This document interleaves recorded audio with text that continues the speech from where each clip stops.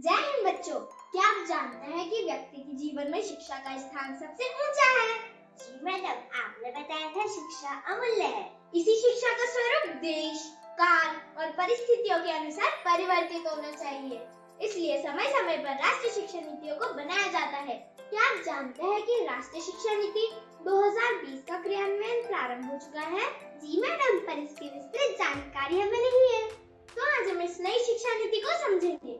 शिक्षा का उद्देश्य पुस्तकों का कोरा ज्ञान नहीं, अपितु व्यक्ति का सर्वांगीण विकास है। तो क्या शिक्षा नीति ऐसा कर पाएगी? हाँ बिल्कुल, क्यों नहीं। हम इसे खेल खेल में सीखेंगे। खेल खेल में अब आया ना मजा।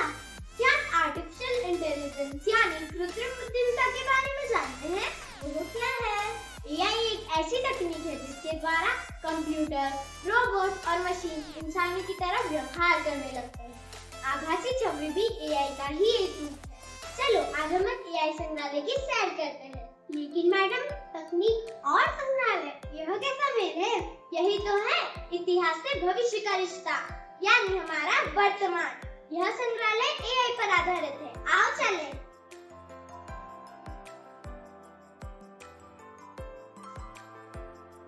यह आदर्श शिक्षकों की आभासी छवि का संग्रहालय है। विश्व गुरु जहाँ होते थे तैयार, वह था गुरुकुल। जहाँ था ज्ञान का अपार भंडार, वह था गुरुकुल। ऐसी ही गुरुकुल की महान शिक्षिका विदुषी गार्गी, जिन्होंने बहुत से वैदिक साहित्य का सृजन किया। देखते हैं क्या चमत्कार होता है। प्रणाम माता, क्या आप हमें वेद से परिचित कर सकती हैं? वेद विश्व का प्राचीनतम ग्रंथ है। यह ज्ञान का अथाह भंडार है। इसमें हर समस्या का समाधान मिलता है। वेद के 4 भाग हैं: ऋग्वेद, सामवेद, यजुर्वेद और अथर्ववेद। ऋग्वेद में भौगोलिक स्थिति, जल, वायु, मानस तथा हवन द्वारा चिकित्सा के नियमों की जानकारी मिलती है। यजुर्वेद में यज्ञ और हवन के नियम एवं तत्व ज्ञान का वर्णन है। सामवेद को संगीत शास्त्र का उद्गम माना जाता है।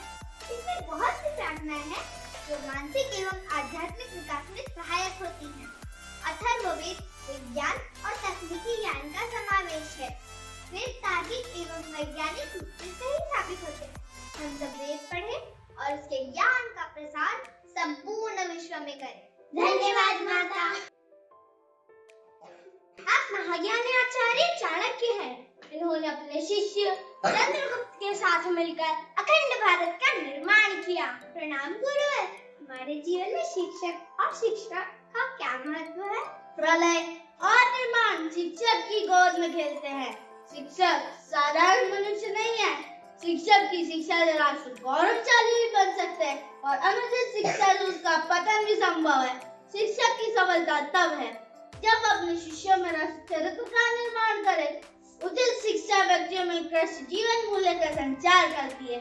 अतः शिक्षक और शिक्षा का हमारे जीवन में महत्वपूर्ण स्थान है। धन्यवाद गुरुवर, हम कृतार्थ हुए। पहचाना ही है, ये है डॉक्टर राधाकृष्णन। नमस्कार डॉक्टर साहब। नमस्ते महोदय। शिक्षा क्या है? विद्यार्थी नैतिक, बौद्धिक, आध्यात्मिक, सामाजिक, व्यवसायिक आदि मूल्यों का संचरण शिक्षा है। विद्यार्थियों को प्रकृति प्रेम, मानवतावाद एवं समन्वय की शिक्षा प्रदान की जानी चाहिए। आपका बहुत बहुत धन्यवाद।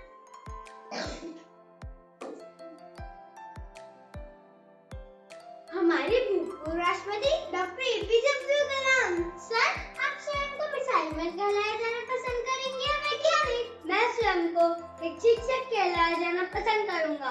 शिक्षा का वास्तविक अर्थ है एक जागृत समाज की रचना। इसके 3 मुख्य अंग हैं। ऐसी शिक्षा जिसमें निश्चित मूल्य हो, वैज्ञानिक दृष्टिकोण का समावेश हो एवं आर्थिक विकास का आधार हो। धन्यवाद सर। आज हमने एआई को जाना, आभासी छवि को पहचाना एवं अपने सुनहरे और गौरवशाली इतिहास के दर्शन किए। मुझे तो संग्रहालय की अपनी यात्रा सदैव याद रहेगी। यह ज्ञान का युग विज्ञान